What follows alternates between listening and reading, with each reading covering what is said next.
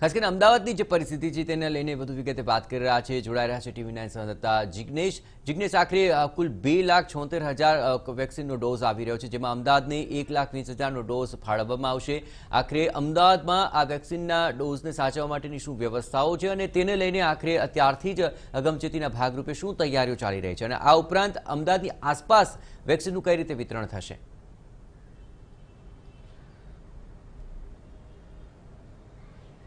જય, સ્વાભાવિક વાત છે કે જ્યારે અમદાવાદનો જથ્થો નો સ્ટોરેજ કરવાનું હોય, વેક્સિન ખૂબ મોટા પ્રમાણમાં આવનાર હોય, અમદાવાદની આજુબાજુના જિલ્લામાં પણ જો વેક્સિન પહોંચાડવાની જવાબદારી અમદાવાદને સોંપવામાં આવી હોય તો સીધી વાત છે કે તેની સ્ટોરેજ કેપેસિટી ખૂબ જ વધારે રાખવી પડે અને અગાઉથી તૈયારી કરવી પડે। એટલા માટે જ અમદાવાદના સિવિલ હોસ્પિટલમાં રિજિયોનલ વેક્સિન સ્ટોર તૈયાર કરવામાં આવ્યો છે, જે સ્ટોરમાં જોઈએ તો લગભગ 2.5 લાખ જેટલી વેક્સિન સ્ટોરેજ થઈ શકે તે પ્રકારનો આ સ્ટોર તૈયાર કરવામાં આવ્યો છે। આ સ્ટોરથી માત્ર અમદાવાદ જ નહીં પરંતુ અમદાવાદની આજુબાજુના જિલ્લામાં સુરેન્દ્રનગર તેમજ ખેડા સહિતના અલગ અલગ જિલ્લામાં આ જગ્યાથી 4 જિલ્લામાં વેક્સિન પહોંચાડવામાં આવશે। એટલે કે તમામ તૈયારીઓ હવે જ્યારે અહીં વેક્સિન પહોંચે તો તેને સ્ટોરેજ કરવાની પણ થઈ ચૂકી છે।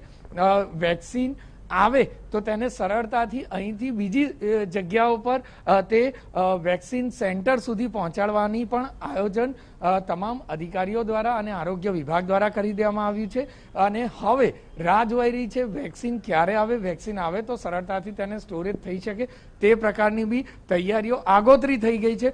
વોકિંગ કુલર ની વ્યવસ્થા કરવામાં આવી છે કે જેમાં મહદઅંશે મેક્સિમમ વેક્સિનનું સ્ટોરેજ સરળતાથી થઈ શકે। 2.5 લાખથી વધુ જો સ્ટોરેજ એક જ જગ્યા પર કરવામાં આવે તો તેનું ડિસ્ટ્રીબ્યુશન પણ ખૂબ જ સરળ રહે અને એટલા માટે જ આ સેન્ટર અગાઉથી તૈયાર કરી દેવામાં આવ્યું હતું કે ક્યારે પણ વધુ પડતો જથ્થો આવે તો પણ સરળતાથી લોકોને ડિસ્ટ્રીબ્યુટ કરવામાં સરળતા રહે।